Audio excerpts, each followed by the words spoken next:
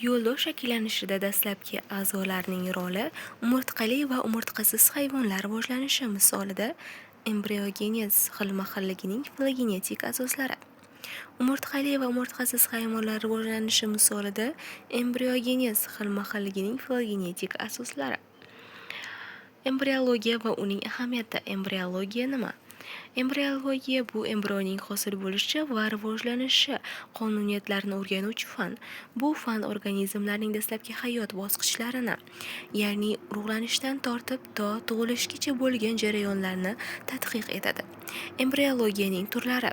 Odam va hayvonlar embriologiyasi. Hayvonot dunyosi organizmlarning embrional rivojlanishini o'rganadi. O'simliklar embriologiyasi. O'simliklar urug'lanishining rivojlanishi va yangi organizm shakllanishini tadqiq etadi. Qiyosiy embriologiya. Turli organizmlar embrionlarini solishtiradi va filogenetik bog'liqlikni aniqlaydi. Dastlabki bosqichlar urug'lanishdan marulagacha bo'lgan bosqich.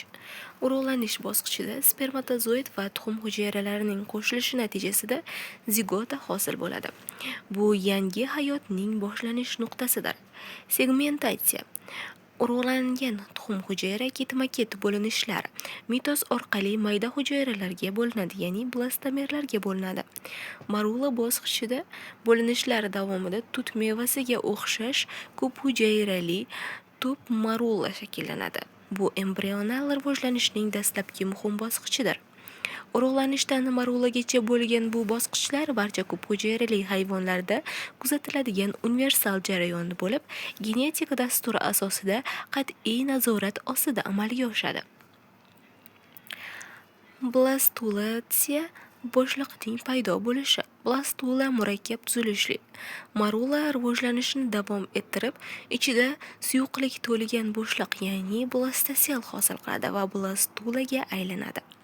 Blastula ko'p hujayralilarning dastlabki tashkil etgan bosqichi hisoblanadi. Blastasel embrionning ichki bo'shlig'i, keyingi rivojlanish uchun muhim maydon yaratadi. Trofoblast tashqi hujayra qatlami bo'lib, implantatsiya va platsenta shakllanishida ishtirok etadi. Embrioblast ichki hujayra massasi barcha embrional to'qimalarni hosil qiladi. Blastulatsiyaning ahamiyati. Blastula bosqichida hujayralar o'z taqdirini belgilay boshlaydi. Ba'zi hujayralar ichki organlarni, boshqalari esa tashqi qoplamlarni hosil qiladi. Bu hujayraviy differensiatsiyaning boshlanishidir. Embrion varaqalarining shakllanishi. Blastulaning gastrulaga aylanishi jarayoni gastrulatsiya embrional rivojlanishning eng muhim bosqichlaridan biridir. Bu jarayonda 3 asosiy embrion varag'i shakllanadi: ektoderma, mezoderma va endoderma. Ektoderma tashqi qavat bo'lib, kelajakda teri, nerv tizimi, sezgi organlari va boshqa tashqi qoplamlar hosil bo'ladi. Mezoderma bu o'rta qavat bo'lib, skelet, mushaklar, yurak qon tomir tizimi, buyrak va jinsiy bezlar rivojlanadi. Endoderma ichki qavat bo'lib, hazm qilish tizimi, nafas olish organlari, jigar, oshqozon osti bezi, epiteliysi shakllanadi. Bu 3 varaq kelajakda barcha organ va to'qimalarning asosini tashkil etadi. Gastrulatsiya buzilishi jiddiy rivojlanish nuqsonlariga olib kelishi mumkin. Umurtqasiz hayvonlarning rivojlanishi. Xilma-xillik misollari: tuban ko'p hujayralilar, gubkalar va kovakchiliklar kabi tuban ko'p hujayralilarda organlar to'liq rivojlanmagan bo'ladi yoki umuman mavjud emas. Ularning tanasi 2 embrion varag'idan, ektoderma va endodermadan tashkil topgan bo'ladi. Bularda mezodermasi rivojlanmagan. Murakkab umurtqasizlar: chuvalchanglar, mollyuskalar, bo'g'moyoqlilar 3 ta embrion varag'iga ega bo'ladi. To'qimalar va organlar tashqi, ya'ni tizimi shakllanadi. Hazm, nerv, ayruv va harakatlanish tizimlari mavjud. Parazit hayvonlar. Ularning rivojlanishi xo'jayin organizmga bog'liq. Ko'pgina parazitlar hayot aylanishida metamorfoz, murakkab o'zgarishlardan o'tadi. Tuxum, lichinka, voyaga yetgan shakl. Umurtqali hayvonlarning rivojlanishi. Murakkab tuzilishli. Xordalilarning xususiyatlari. Xordalilar hayvonot sho'xligida eng yuqori uyushgan vakillar hisoblanadi. Embrional rivojlanishda ularda quyidagi belgilar kuzatiladi. Notokard birlamchi tayanch o'q keyinchalik umurtqa pog'onasiga aylanadi. Asab naychasi markaziy nerv tizimining asosi. Gil yoriqlari bosh tomoq sohasida rivojlanadi. Organogenez murakkabligi umurtqalilarda embrion varaqlaridan nihoyatda murakkab organlar tizimi rivojlanadi. Bu jarayon qat'iy genetik nazorat va hujayraviy signallar tizimi orqali amalga oshadi. Har bir organ o'z o'rnida, o'z vaqtida va to'g'ri hajmda shakllanishi zarur. Dastlabki a'zolarning roli umurtqali va umurtqasiz hayvonlar taqqoslamasi. Soddaroq umurtqasizlari, murakkabroq umurtqasizlar. Soddaroq umurtqasizlarda 2 ta murtak varag'i bo'ladi. Murakkabroq umurtqasizlarda 3 ta murtak varag'idan tashkil topgan bo'ladi va mana shunday tuzilishga ega bo'ladi. Dastlabki bo'linish bosqichi. Mikroskop orqali ko'rilayotgan 8 hujayralardan iborat embrion segmentatsiya jarayonlarining yoriq namunasi. Har bir hujayra, ya'ni blastomer yangi bo'linishlarda ixtisoslashib, embrionning turli qismlarini hosil qiladi. Blastomer dastlabki bo'linishdan hosil bo'lgan hujayralar soni 8 taga teng bo'ladi. Embrion varog'i gastrulatsiya jarayonida hosil bo'lgan asosiy qatlamlar 3 ta bo'ladi. Hujayra turi embrional rivojlanish natijasida shakllangan ixtisoslashgan hujayralar 200 dan ortiq bo'ladi.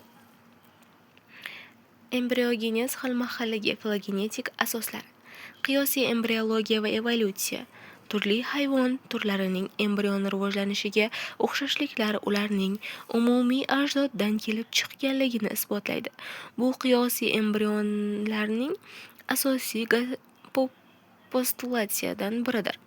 Karl Ernst von Baer qonuniga ko'ra, yaqin qarindosh turlarning embrionlari rivojlanishining dastlabki bosqichlarida bir-biriga juda o'xshash bo'ladi. Farqlar faqat keyingi bosqichlarda yuzaga chiqadi. Gel yoriqlar bu filogenetik dalil. Ko'pchilik umurtqalilarning baliqlar, amfibiyalar, sudralib yuruvchilar, qushlar va sutemizuvchilar embrionlarida gel yoriqlarining paydo bo'lishi ularning umumiy suvda yashovchi ajdoddan kelib chiqqanligini ko'rsatadi. Bu bioekopitalotsiya nazariyasining asosiy dalillaridan biridir. Umurtqasizlarda organogenez. Tuban ko'p hujayralilar, ya'ni gubkalar. Gubkalarda haqiqiy to'qimalar va organlar mavjud emas. Ular faqat 2 hujayra qatlamlaridan iborat bo'lib, maxsus kanallar tizimi orqali oziqlanadilar. Bu embrional rivojlanishning eng sodda namunasi hisoblanadi. Halqali chuvalchanglar. Annelida 3 embrion varog'iga ega. Mezodermadan hosil bo'lgan tselom, ya'ni ikkilamchi tan bo'shlig'i mavjud. Nerv tizimi, ayruv organlari, ya'ni nefridiylar, qon aylanish tizimi rivojlangan. Bo'g'moyoqlilar eng murakkab umurtqasizlardir. Murakkab organlar tizimlari tashqi skelet qitin qobiqdan iborat bo'lib, murakkab nerv ganglilari metamorfoz jarayoni orqali rivojlanish kuzatiladi. Umurtqalilarda organogenez. Embrion varaqlarida barcha organlar va tizimlar qat'iy tartibda rivojlanadi. Bu jarayon induktiv signallar, gemotik genlar va epigenetik mexanizmlar nazorati ostida amalga oshadi. Ektoderma nerv tizimi. Asab naychasi bosh miya, orqa miya va periferik nerv tizimiga aylanadi. Mezoderma skelet va mushaklar. Umurtqa pog'onasi, qovurg'alar, barcha mushaklar, yurak va qon tomirlari hosil bo'ladi. Endoderma hazm tizimi. Oshqozon ichak trakti, jigar, oshqozon osti bezi, o'pka epiteliyasi shakllanadi. Mezodermadan ayruv tizimi ham shakllanadi. Bunda buyrak, siydik yo'llari va jinsiy organlarning asosiy qismlari mezodermadan rivojlanadi. Embrion varaqlarining shakllanishi. Blastula va gastrula bosqichlarining sxematik tasviri embrional rivojlanishning asosiy o'tish nuqtalari. Blastula gastrulatsiya boshlanadi. Gastrula va organogenez.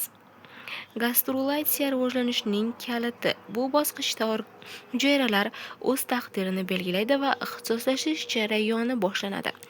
Buzilishlar tug'ma nuqsonlarga olib kelishi mumkin. Xulosa qilib aytganda, rivojlanishning umumiy qonuniyatlari universal qonuniyat. Dastlabki a'zolarning shakllanishi va embrion varaqlarining rivojlanishi barcha ko'p hujayrali organizmlar uchun umumiy biologik qonuniyatdir. Bu hayotning birligi va umumiy kelib chiqishini tasdiqlaydi. Filogenetik farqlar. Umurtqali va umurtqasiz hayvonlar rivojlanishidagi farqlar ularning evolyutsion rivojlanish yo'llarini aks ettiradi. Umurtqalilardagi murakkab tuzilish uzoq evolyutsion tarixi natijasidir. Qiyosiy embriologiyaning roli. Embrionlarni solishtirish orqali omillar hayvonot dunyosidagi filogenetik bog'liqliklarni aniqlash, umumiy ajdodlarni topish va evolyutsion jarayonlarni tushunish imkoniyatiga ega bo'lmoqdalar. Kelajak tadqiqotlari rivojlanish bosqichlari. Embriologiya, sitologiya, genetika va molekulyar biologiyaning birlashuvi zamonaviy rivojlanish biologiyasi ontogenetika fanini vujudga keltiradi. Bu fan embrional rivojlanishning, ya'ni jarayonlarni molekulyar darajada o'rganadi. Ildiz hujayralari, epigenetika, regenerativ tibbiyot, evolyutsion rivojlanish biologiyasi. Individual rivojlanish qonuniyatlarini chuqurroq o'rganish, tibbiyot, qishloq xo'jaligi va biotexnologiya sohalarida inqilobiy kashfiyotlarga olib kelishi mumkin.